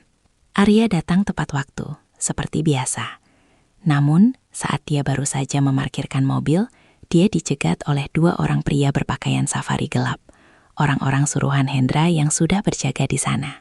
"Ikut kami anak muda, bos besar ingin bicara," ucap salah satu dari mereka sambil mencengkeram lengan Arya.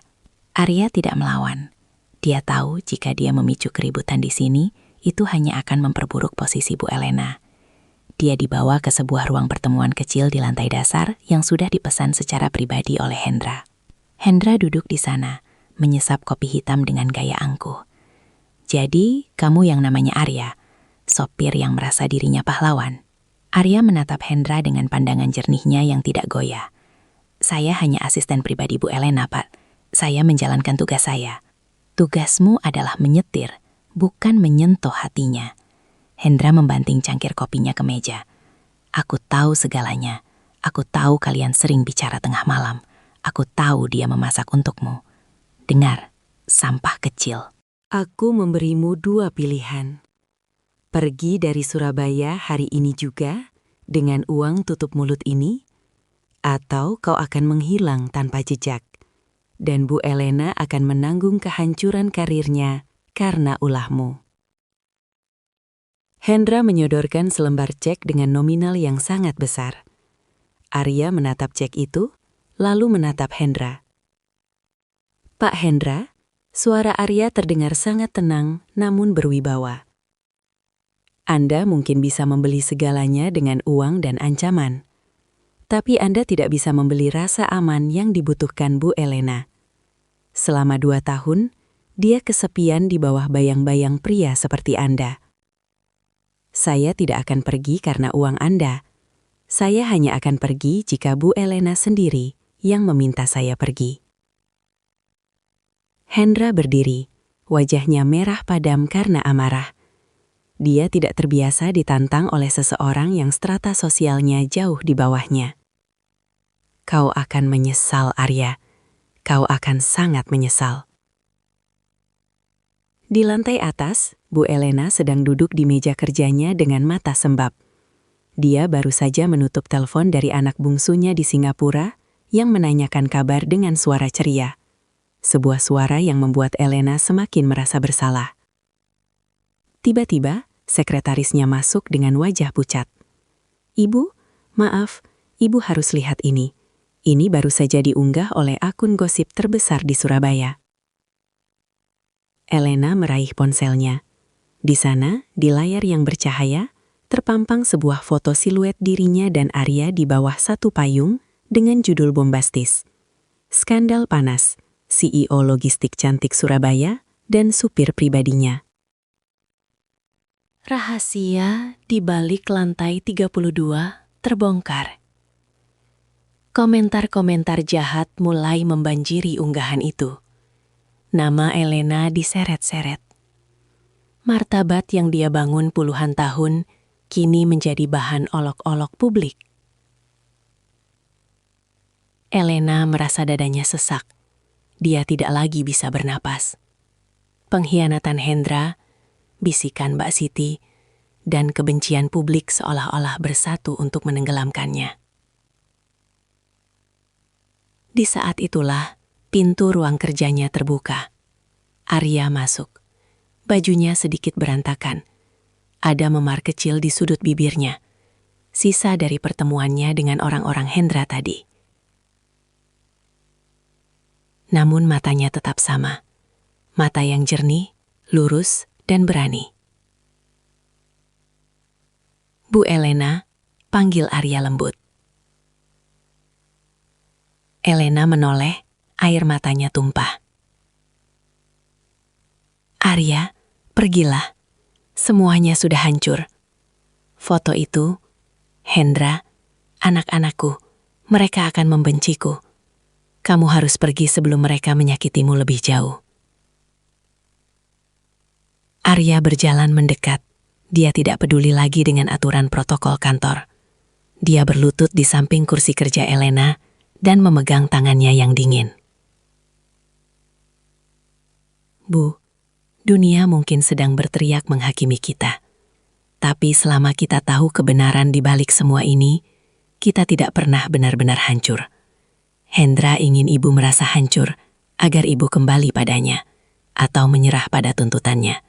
Jangan berikan dia kemenangan itu." "Tapi karierku, Arya, reputasiku." "Reputasi bisa dibangun kembali, Bu. Tapi jiwa yang merdeka tidak datang dua kali. Jika Ibu meminta saya pergi demi keselamatan Ibu, saya akan pergi. Tapi jangan minta saya pergi karena Ibu takut pada mereka." Hening sejenak di ruangan mewah itu. Di luar sana, Surabaya mungkin sedang membicarakan mereka. Namun di dalam ruangan itu, waktu seolah berhenti. Elena menatap wajah Arya yang memar. Dia menyadari satu hal. Di tengah semua pria kaya dan berkuasa yang pernah dia kenal, hanya pria muda di depannya ini yang benar-benar berdiri untuknya, tanpa meminta apapun sebagai imbalan. Namun di tengah momen emosional itu, pintu ruang kerja kembali terbuka dengan kasar. Kali ini, jajaran Dewan Komisaris masuk dengan wajah-wajah yang sangat serius. "Elena, kita perlu bicara soal berita ini, sekarang juga." Elena menarik napas panjang. Dia berdiri, merapikan blazernya, dan menatap Arya satu kali lagi. Badai besar sudah tiba di depan mata. Suasana di ruang rapat lantai 10 kantor pusat logistik itu terasa seperti ruang eksekusi. Di tengah meja oval yang panjang, Bu Elena duduk dengan punggung tegak, namun tangannya yang tersembunyi di bawah meja gemetar hebat. Di hadapannya, 3 orang dewan komisaris, pria-pria tua yang selama ini hanya peduli pada grafik keuntungan, menatapnya dengan tatapan yang menghakimi. "Elena, berita ini sudah melampaui batas privasi. Ini sudah menjadi krisis branding perusahaan kita," ucap Pak Rahman, komisaris paling senior. "Kolega kita di Singapura dan Jakarta mulai bertanya-tanya. Reputasi Iron Lady yang kita bangun bertahun-tahun hancur karena skandal dengan seorang supir." "Ini bukan skandal, Pak Rahman. Ini adalah fitnah yang disebarkan oleh pihak yang ingin menjatuhkan saya. Jawab Elena, suaranya mencoba tetap stabil, meski hatinya perih. Fitnah atau bukan, publik sudah menghakimi. Sahut komisaris lainnya. Pilihannya hanya dua, Elena. Kamu selesaikan masalah ini hari ini juga, dengan memecat sopir itu, dan memberikan klarifikasi publik bahwa hubungan kalian hanya profesional, atau kami terpaksa meminta Anda untuk mengundurkan diri sementara dari posisi CEO demi menstabilkan harga saham. Elena merasa seperti disiram air es. Posisi CEO adalah seluruh hidupnya. Itu adalah bukti kemandiriannya setelah dicampakkan Hendra. Namun memecat Arya terasa seperti mematikan cahaya terakhir di dalam jiwanya. Sore harinya, Elena kembali ke apartemen dengan mobil yang dikemudikan oleh Arya untuk terakhir kalinya. Di dalam kabin mobil, suasana jauh lebih sunyi daripada bab 2. Arya sudah tahu apa yang terjadi. Dia melihat tumpukan surat kabar di jok belakang yang memampang foto mereka. Dia tahu pintu-pintu di sekeliling Elena mulai tertutup. Elena menatap punggung Arya. Bahu pria itu tetap tegap, seolah dia siap memikul seluruh beban yang sedang menghimpit Elena. Arya, suara Elena pecah. Saya tahu, Bu, jawab Arya pelan. Dia tidak menoleh. Namun suaranya bergetar. Ibu tidak perlu mengatakannya. Karier ibu, masa depan perusahaan, dan nama baik anak-anak ibu, itu jauh lebih berharga daripada kehadiran saya di sini. Mobil sampai di parkiran penthouse. Kali ini, Arya tidak langsung membukakan pintu. Dia mematikan mesin, membiarkan keheningan malam menyelimuti mereka. Surabaya di luar sana sedang diguyur gerimis tipis yang dingin. Ayo kita ke atas, Arya, untuk terakhir kalinya, bisik Elena. Di dalam apartemen, Mbak Siti sudah tidak ada. Elena sengaja memulangkannya lebih awal, agar dia bisa bicara empat mata dengan Arya. Lampu-lampu apartemen tidak semuanya dinyalakan, menciptakan suasana remang-remang yang sinematik. Elena berdiri di balkon, menatap kerlap-kerlip Surabaya. Arya berdiri beberapa langkah di belakangnya, menjaga jarak yang kini terasa seperti jurang yang tak terjangkau. Hendra mengancam akan menghancurkanmu, Arya. Dia bilang dia bisa membuatmu menghilang, dan Dewan Komisaris, mereka akan mengambil posisiku jika kamu tetap di sini. Elena berbalik, air mata mengalir deras di pipinya. Aku tidak takut kehilangan jabatanku, Arya, tapi aku takut jika terjadi sesuatu padamu karena keegoisanku. Arya melangkah mendekat untuk pertama kalinya, tanpa rasa ragu atau takut akan protokol. Dia menghapus air mata di pipi Elena dengan ibu jarinya. Sentuhannya kasar namun penuh kelembutan yang sangat murni. Bu Elena, Elena, Arya memanggil namanya tanpa sebutan formal untuk pertama dan terakhir kalinya. Kehadiran saya di hidup Anda adalah sebuah anugerah, bukan beban. Jika kepergian saya adalah satu-satunya cara untuk mengembalikan tahta Anda dan menjaga keselamatan kita, maka saya akan pergi dengan kepala tegak. Tapi, kemana kamu akan pergi? Hendra akan terus mencarimu. Jangan khawatirkan saya. Saya punya cara untuk menjaga diri. Tapi, berjanjilah padaku satu hal. Arya menatap mata Elena dalam-dalam. Jangan biarkan mereka mematikan senyummu lagi. Jadilah Iron Lady yang punya hati. Tunjukkan pada dunia bahwa kamu tidak hancur hanya karena mereka mencoba menjatuhkanmu. Malam itu, di tengah suhu Surabaya yang mendadak turun drastis, sebuah perpisahan yang menyayat hati terjadi. Elena memberikan sebuah amplop berisi uang yang sangat besar, namun Arya menolaknya. Simpan ini, Bu. Berikan pada Yayasan Yatim Piatu atas nama kita. Saya ingin pergi dengan tangan bersih, membawa kenangan bahwa saya pernah mencintai seorang wanita hebat.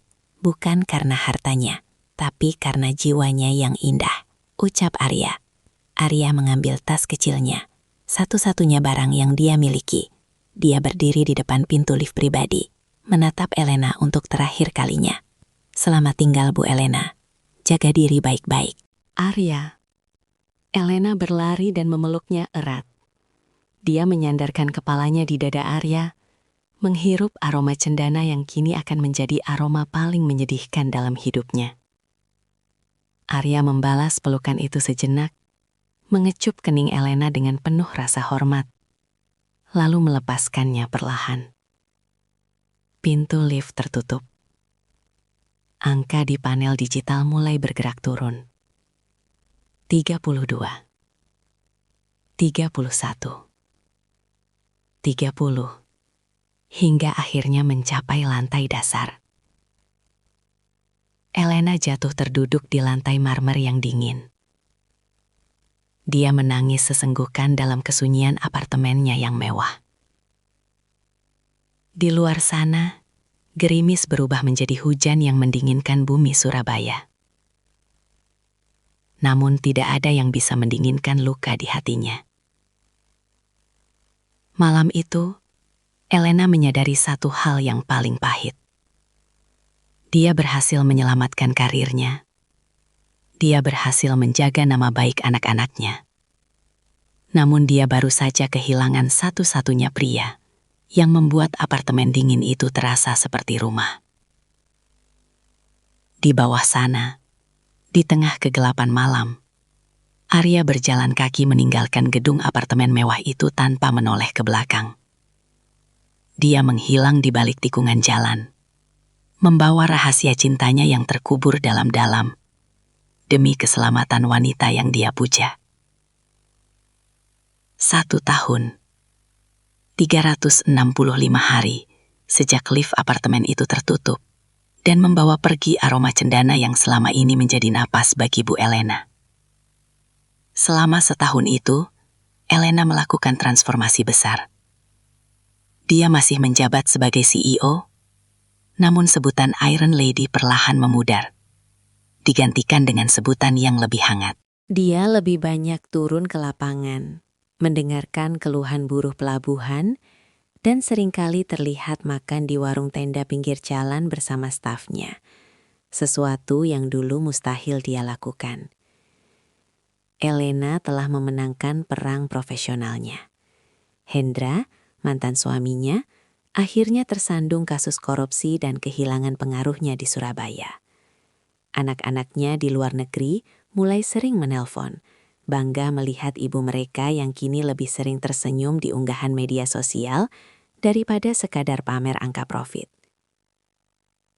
Malam itu, sebuah acara amal besar diadakan di Ballroom Grand City, Surabaya.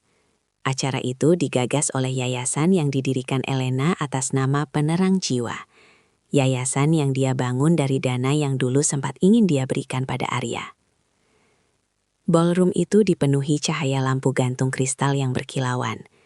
Para pejabat, pengusaha, dan kolega penting hadir dengan pakaian terbaik mereka. Elena berdiri di tengah ruangan, mengenakan gaun malam berwarna biru toska yang anggun. Rambutnya tidak lagi disanggul ketat yang kaku, melainkan dibiarkan jatuh bergelombang di bahunya. Dia menyapa tamu dengan tulus, meski di pojok hatinya ada satu ruang kosong yang tetap dia jaga untuk seseorang yang entah di mana rimbanya. Di sudut ruangan yang agak remang, seorang pria berdiri memperhatikan Elena dari kejauhan. Pria itu mengenakan setelan tuxedo hitam yang sangat pas di tubuhnya yang tegap. Wajahnya terlihat lebih dewasa. Ada guratan kedewasaan dan ketenangan yang lebih dalam daripada setahun lalu. Dia bukan lagi pemuda dengan seragam sopir yang kaku. Pria itu adalah Arya. Selama setahun ini, Arya tidak pernah benar-benar meninggalkan Surabaya. Dengan modal keberanian dan kecerdasan yang dia miliki, dia membangun bisnis pengamanan dan asisten pribadi profesional. Dia belajar bahwa untuk melindungi Elena, dia harus memiliki posisi yang setara di mata dunia. Pandangan mereka bertemu. Waktu seolah berhenti berputar di dalam ballroom yang megah itu. Suara denting gelas kristal dan alunan musik jazz lembut di latar belakang mendadak sunyi di telinga Elena. Jantungnya berdegup dengan ritme yang sudah lama dia lupakan. Di sana, di antara kerumunan orang-orang kaya, berdiri pria yang dulu pernah memegang payung untuknya di tengah badai. Arya melangkah mendekat. Langkahnya mantap, penuh keyakinan. Tidak ada lagi rasa canggung sebagai bawahan. Saat dia sampai di depan Elena, dia memberikan hormat kecil yang sangat familiar. sebuah gerakan yang membuat air mata Elena hampir tumpah. Selamat malam, Ibu Elena. Yayasan ini berkembang sangat luar biasa. Suara Arya rendah, berat, dan tetap stabil. Elena menelan ludah, mencoba menjaga wibawanya di depan tamu-tamu lain. Arya, kamu datang? Saya tidak mungkin melewatkan undangan dari wanita yang paling saya kagumi, jawab Arya sambil tersenyum tipis. Elena menarik Arya sedikit menjauh dari keramaian, menuju balkon luar yang menghadap ke arah pelabuhan Tanjung Perak. Udara malam Surabaya berembus pelan, membawa aroma laut yang selalu mereka sukai. Kamu berubah, Arya. Sangat banyak, ucap Elena sambil menatap wajah Arya yang kini lebih bersih tanpa luka memar.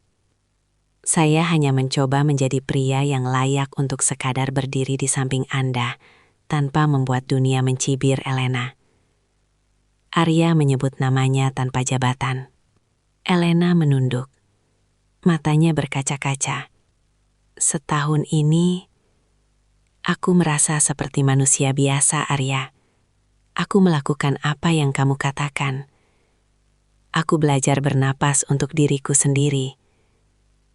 Tapi tetap saja, setiap kali hujan turun di Surabaya, aku selalu mencari payung hitam itu. Arya mengambil tangan Elena, menggenggamnya dengan kehangatan yang sama seperti dulu. Payung itu tidak pernah hilang, Elena. Ia hanya sedang menunggu badai itu benar-benar reda. Namun kedamaian itu terusik sejenak. Sebelum acara berakhir, seorang pelayan mendekat dan memberikan sebuah paket misterius kepada Elena. Paket itu tidak memiliki nama pengirim. Dengan perasaan waspada yang kembali muncul, Elena membukanya di depan Arya. Di dalamnya terdapat foto-foto lama mereka yang dulu sempat disebarkan oleh Hendra. Namun kali ini ada catatan baru di atasnya. Beberapa hal tidak akan pernah mati. Masa lalu akan selalu mengikutimu. Elena gemetar. Siapa lagi, Arya? Hendra sudah jatuh. Siapa yang masih ingin menghancurkan kita? Arya mengambil foto-foto itu. Matanya berkilat penuh tekad. Jangan takut, Elena. Kali ini, saya bukan lagi sopir yang hanya bisa diam. Saya sudah tahu siapa dalang di balik semua ini. Bukan Hendra, tapi salah satu kolega Dewan Komisaris yang selama ini ingin mengambil alih sahammu. Mereka menggunakan foto ini untuk membuatmu merasa terancam selamanya. Arya menatap mata Elena dengan tajam. Kali ini, kita tidak akan lari. Kita akan hadapi mereka bersama.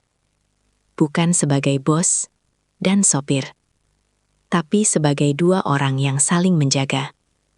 Elena merasakan kekuatan baru mengalir di nadinya. Ketakutan yang selama ini menghantuinya, seolah menguap saat melihat ketenangan di mata Arya. Dia menyadari bahwa musuh yang sesungguhnya bukanlah gosip atau kasta, melainkan rasa takut yang dia biarkan tumbuh di hatinya sendiri. Kamu benar, Arya. Aku tidak akan membiarkan mereka menang lagi, ucap Elena dengan suara tegas, yang dulu dia miliki. Namun kali ini, dengan penuh keberanian batin. Malam itu menjadi titik balik yang sesungguhnya. Mereka kembali ke dalam ballroom, berjalan berdampingan dengan kepala tegak. Bisik-bisik masih terdengar. Namun Elena tidak peduli. Dia memegang lengan Arya dengan bangga di depan semua kolega bisnisnya. Dia menunjukkan kepada Surabaya bahwa cinta yang tulus tidak bisa dihancurkan oleh surat kaleng atau ancaman. Fajar mulai menyingsing di ufuk timur Surabaya.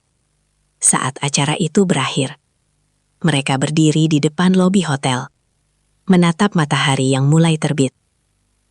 Cahaya oranye yang hangat menyinari wajah mereka berdua.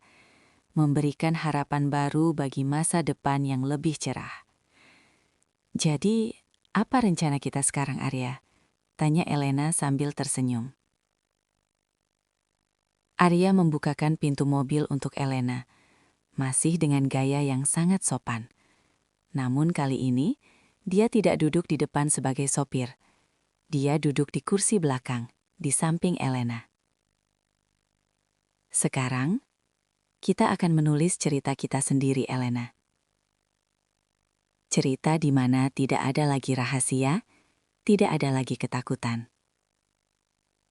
Hanya ada aku, kamu, dan masa depan yang sudah lama kita tunggu.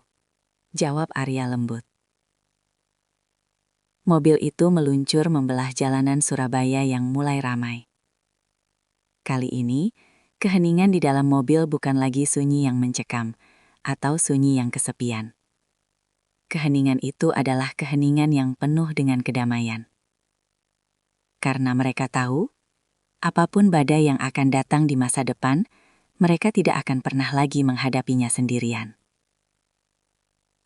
Pelajaran paling mengesankan dari kisah ini adalah bahwa cinta sejati bukan hanya soal kebahagiaan dan kebersamaan di saat mudah, tapi juga tentang keberanian untuk bertahan dan berjuang bersama menghadapi tantangan, pengkhianatan, serta luka yang tak terduga dalam hidup.